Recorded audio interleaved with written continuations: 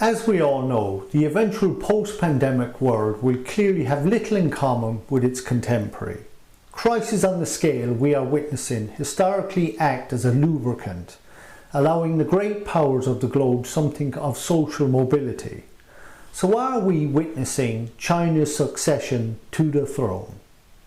If this is indeed the case, it is most definitely as a soft power, as although China has a significant military, it is unable to bring it to bear on a desired political outcome like the Americans. This of course alights the burning question whether the US is too dependent on gunboat diplomacy, something they ripped off from the former British Empire. Personally, I don't think so, and would argue it is not that Uncle Sam is, or historically has been, unable to project soft power, rather that, given the present circumstances and the benefit of hindsight, it shouldn't have done in the first place. Before I go any further, contrary to present geo-academic romanticism, the human condition will survive controversies. The lust for power, individually or collectively, will see to it that history continues to record the rise and fall of empires, and pushing paradigm shifts and kumbaya will only secure you and yours a place in the latter. The Marshall Plan was a great soft power. It was complemented by the Federal Reserve's ability to print money to fund the largest defence budget in history, another British rip-off. However, what was uniquely brilliant and American was the near alchemy of using military hardware not to blockade or attack its opponents, but defend them in return for their allegiance. Sorry millennials and Europhiles, but there would have been no Japanese, German or Italian miracles post-Second World War had they not been able to rely on the US for defence. Indeed, there would be no EEC or European Union. This was also true for the Asian tigers of the 90s, with one of two historical exceptions. But before we talk about China as a unit, let's take a look at the whole. There are a handful of nations in the world today, for a plethora of reasons, that can realistically aim for global hegemony. In order, these are US, China, Russia.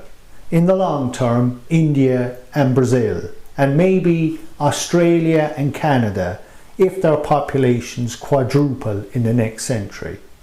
Of course then we have the persuado nations like the European Union, African Union, Arab League, etc. Clearly there is one country on that list who scores highest on everybody else's list. Everybody else knows who that country is, except America. China, on the other hand, looks at the US with a sense of superiority, insofar it has achieved as much development in the past 40 years as America did in 200, and who could disagree?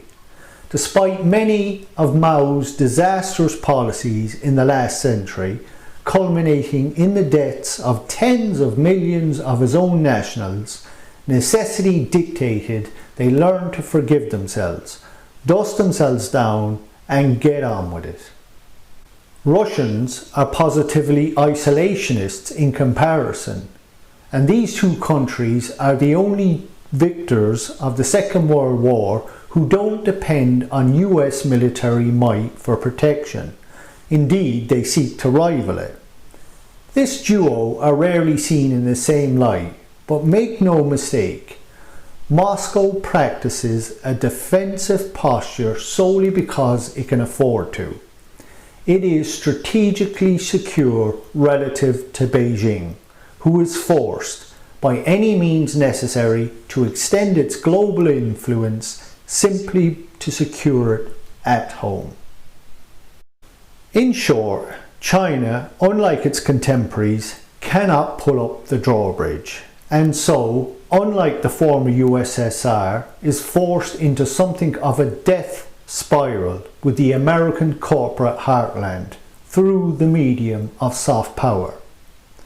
The coming global depression will be bad for America, but catastrophic for China, who are at best consolidating their position in second place for the remainder of the 21st century.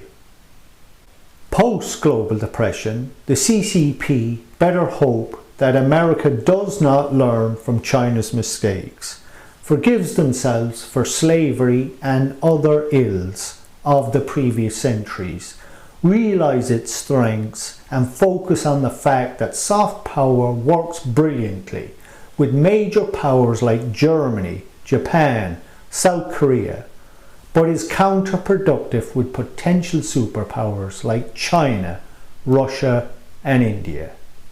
Moreover, Beijing, Brussels and Washington finally accept there was no Chinese miracle in the last century, and American capital access to its markets at the direct expense of the majority of its own citizens had been the impetus of growth in the past few decades.